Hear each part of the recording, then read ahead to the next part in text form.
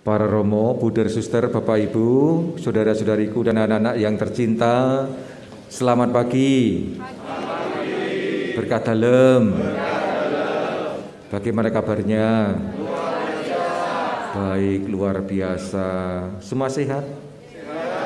Sehat ya. Yang di rumah juga demikian ya. Kalau ada yang sakit kita doakan dengan pengantaran Bunda Maria, semoga diberi kekuatan dan lekas disembuhkan. Wes sarapan kabeh? Belum ya? Ya, demi kebersamaan direwangi ngelih. Enggak apa-apa ya? Maka kita akan ada di sini sampai nanti sore tanpa makan. Untuk menguji apakah kuat atau tidak, ya kan? Kuat ya? Kuat, iya.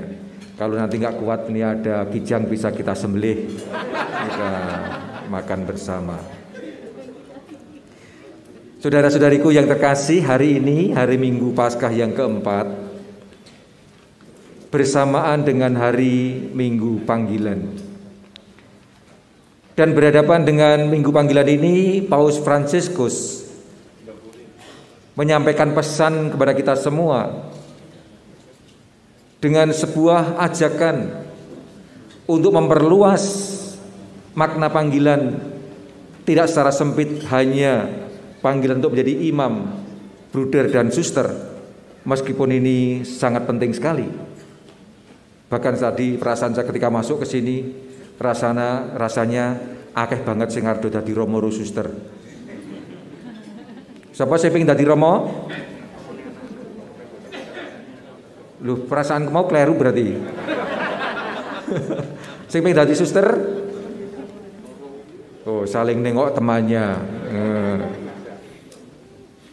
Nah, kita doakan semoga nanti banyak yang dipanggil untuk menjadi imam, bruder dan suster. Amin. Iya. Bapak Paus Fransiskus ingin untuk memberikan makna yang lebih luas. Bukan hanya terbatas pada panggilan menjadi imam, bruder dan suster. Namun panggilan kita sebagai umat beriman yang karena baptisan kita semua dipanggil untuk bersama-sama mewujudkan panggilan kenabian kita, yakni pewartaan Injil, pewartaan kabar sukacita.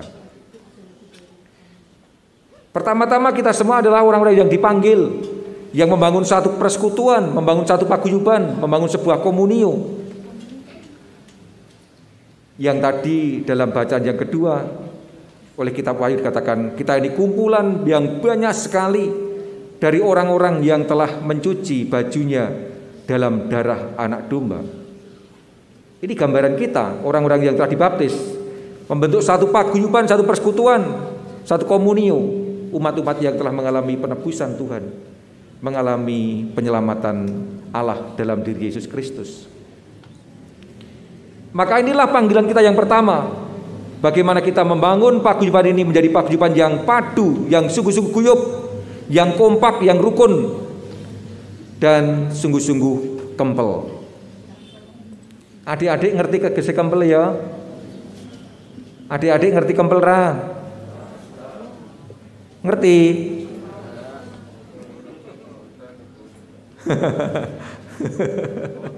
Kempel guyup, sungguh-sungguh bersatu padu.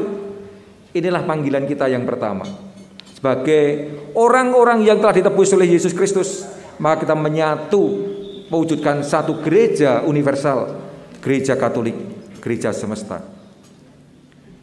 Maka pertanyaan adalah bagaimana selama ini saya mencoba untuk senantiasa menghayati diri sebagai satu bagian atau menjadi bagian dari kebersamaan ini, entah secara hati, perasaan, maupun juga secara aktivitas kegiatan di mana saya ikut terlibat di dalamnya, supaya paguyuban ini bertumbuh dan berkembang. Kita tahu, kita sadar, kita yakin bahwa gereja bertumbuh dan berkembang dengan baik hanya karena keterlibatan kita semua di dalamnya, dengan berbagai macam bentuk keterlibatan sesuai dengan situasi dan kondisi kita masing-masing. Entah kami sebagai yang tertapis, anggota hierarki, Entah para suster sebagai anggota tarekat hidup bakti, entah Bapak Ibu bersama keluarga yang hidup berkeluarga, sebagai guru, sebagai petani, sebagai pedagang, sebagai murid, sebagai siswa, macam-macam posisi kondisi kita. Dan kita diharapkan berkontribusi terlibat dalam pembangunan gereja ini sesuai dengan situasi dan kondisi kita masing-masing. Nah, pertanyaannya selama ini, Anda semua banyak terlibat dalam kehidupan bersama enggak di gereja? Tidak, Poyo? Iya ya? Iya. Termasuk hari ini ketika kita berkumpul dari macam-macam monconegoro. Ini kan ada yang dari luar negeri tuh nih. Ada enggak? Ada yang dari luar negeri? Enggak ada, semua dalam negeri. Kita berkumpul dari mana-mana ke tempat ini untuk mewujudkan persekutuan kita, paguyuban kita, dan bareng-bareng memuji Tuhan melalui pengantaran Bunda Maria. Ini yang pertama. Dan paguyuban ini hanya hidup berkembang dengan kontribusi kita, bagaimana kita berpartisipasi aktif di dalamnya. Jangan sampai kita menjadi orang Katolik yang KTP saja, namun orang Katolik yang sungguh-sungguh mau terlibat, mau berpartisipasi, memberikan sesuatu untuk perkembangan hidup bersama kita, apapun bentuknya. Inilah yang menjadi panggilan kita sebagai anggota gereja yang satu dan sama ini, kita berpartisipasi di dalamnya. Dan tentu saja gereja yang satu dan padu ini dipanggil oleh Allah untuk melaksanakan suatu misi yang sama, yakni mewartakan kabar sukacita. Inilah perutusan kita. Bacaan pertama yang dikutip dari Kisah Para Rasul dikatakan dengan sangat tegas dan jelas sekali, bagaimana para rasul, kita semua dipanggil untuk menjadi terang bagi bangsa-bangsa. Terang bagi bangsa-bangsa. Tugasnya terang apa? Terang tugasnya apa? Madangi. Gitu? Membuat terang, membuat jelas kabeh. Disitulah kita dipanggil menjadi terang bagi bangsa-bangsa, yaitu mewartakan kabar keselamatan sampai ke ujung bumi, yakni keselamatan Allah dalam diri Yesus Kristus, yang hari-hari ini selama masa Prapaskah khususnya kita rayakan, kita peringati dalam perayaan Paskah bersama.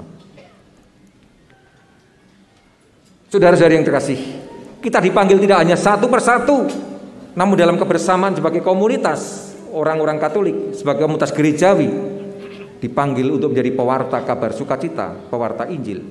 Dan Bapak Fransiskus dalam pesan minggu panggilannya mengatakan bahwa inilah yang jadi inti tugas kita sebagai orang Kristiani, sebagai orang beriman, yakni menjadi pewarta Injil, menjadi pewarta kabar keselamatan bagi semua orang.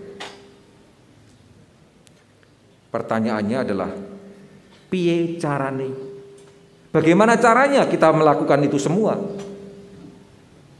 Bapak Fransiskus dalam pesannya menunjuk dua perkara yang penting sekali dan mudah kita lakukan, mudah dan angel sekaligus. Yang pertama, saling memberi perhatian satu sama lain. Nggatekke siji lan sijine, dan memperlakukan yang lain sebagai saudara. Mudah enggak itu memperhatikan orang lain? Gampang mboten? Hah? Gampang-gampang angel ya. Nek pas atine seneng gampang nggatekke. Apa meneh nek di wenehi sesuatu, nggatekke gampang banget itu. Aku kelingan karo kae, mergo ngenehi aku. Betul mboten? Leres. Kae wonge apik, selalu menyapa saya, gampang nggatekke. Nek kok sebalene sing ora tau nggatekke awake dhewe nggatekke ra? Angel ya. Angin lalu. Maka inilah yang pertama, bagaimana kita menjadi pewarta kabar sukacita ketika kita memperhatikan yang lain sebagai sesama yang perlu kita rengkuh, perlu kita cintai, perlu kita kasih dengan sepenuh hati. Dan yang kedua adalah membangun persaudaraan dengan semua orang, semua kita perlakukan, kita anggap sebagai saudara kita sendiri. Bukan sebagai musuh, bukan sebagai ancaman, sebaliknya sebagai saudara yang senantiasa membangun kebersamaan. Dan ini semua bisa kita mulai dari keluarga kita masing-masing. Coba jujur dalam hati, apakah kita dalam keluarga memperhatikan satu sama lain dengan sepenuh hati? Gatekke? Ndak kelingan ulang tahunnya anggota keluarga kita masing-masing? Ingat? Tenane? Tenan. Coba aku tak takon. Sapa yo? Kira-kira sing ora kelingan sapa yo kira-kira yo? Hah? Iya. Jenengan Pak, ulang tahunnya garwa kapan? 5 April 1968. Putra yang pertama.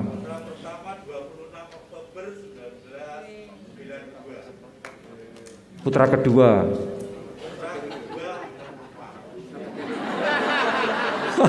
Baru putra kedua wis lupa ya toh?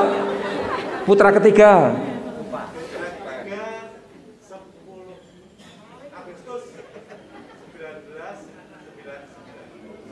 Kita nanan po ngarang iki. Sing kedua dilupakan kok, yang ketiga diingat-ingat. Ayo. Yang keempat. Hanya 3. Lah sing kae?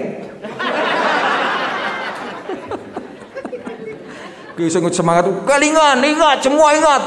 1 kelingan bojone. Anak pertama kelingan, kedua hah?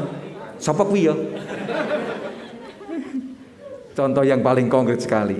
Nah, sekarang ini contoh yang ayo sekarang gatekke satu persatu anggota keluarga kita. Termasuk anggota keluarga butuh apa toh? Kita beri perhatian sepenuh hati. Gampang ora kira-kira? Bapak Ibu garwane butuh teh, yo digaweke kopi.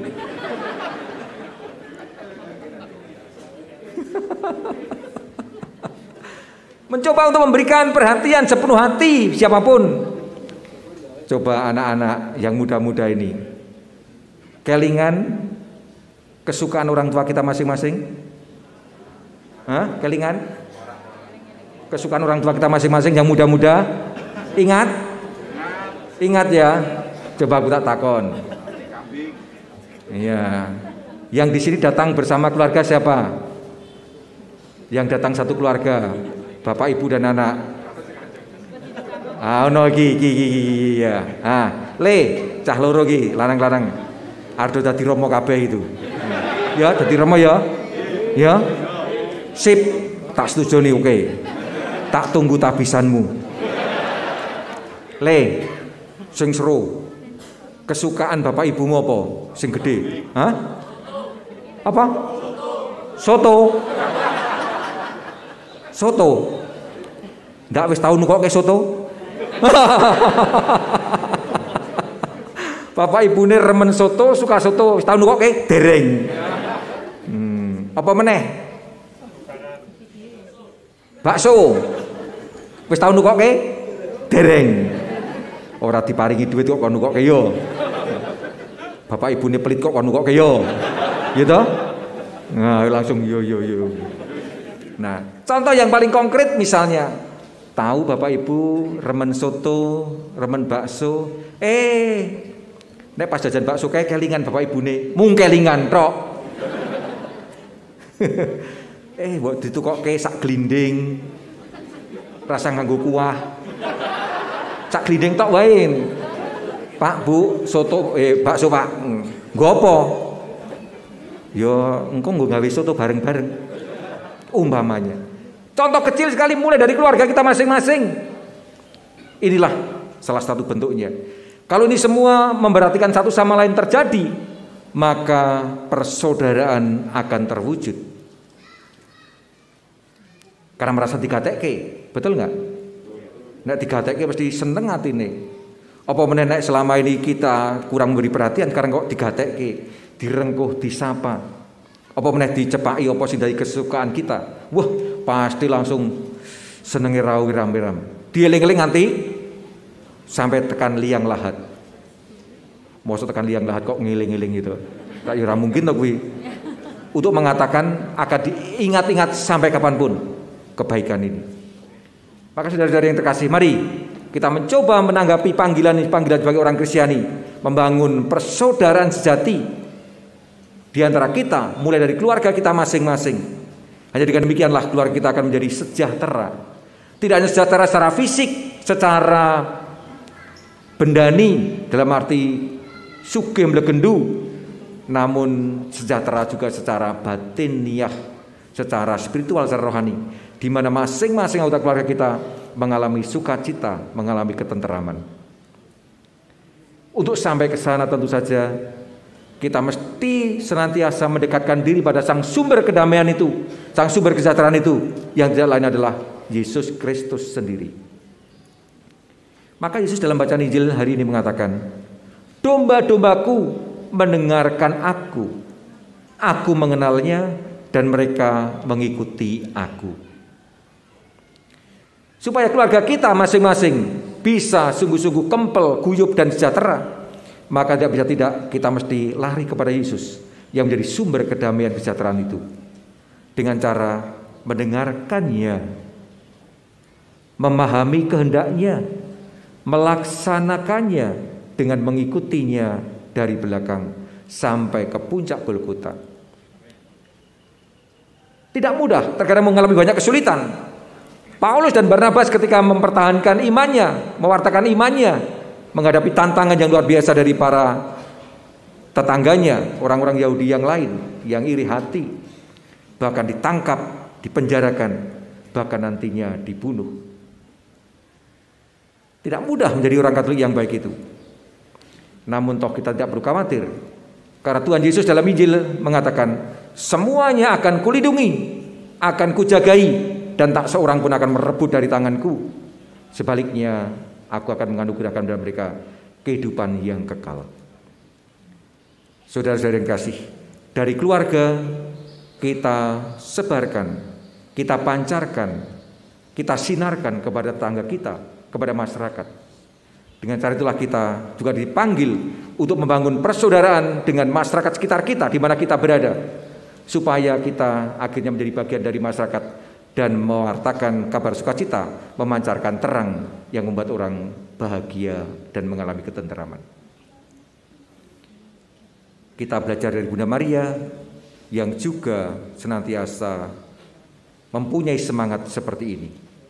Karena itu marilah pada kesempatan ini, dalam kesempatan ini kita mohon rahmat Tuhan dengan pengantaran Bunda Maria, agar kita semakin mampu untuk melaksanakan tugas panggilan kita, yakni menjadi orang Katolik yang sejati, yang maguyup, berkumpul, berpartisipasi, dan sekaligus menjalankan misi bersama, yakni mewartakan Injil melalui cara hidup, saling memberi perhatian, dan membangun persaudaraan. Amin. Kita berdiam di sejenak untuk mohon rahmat Tuhan ini.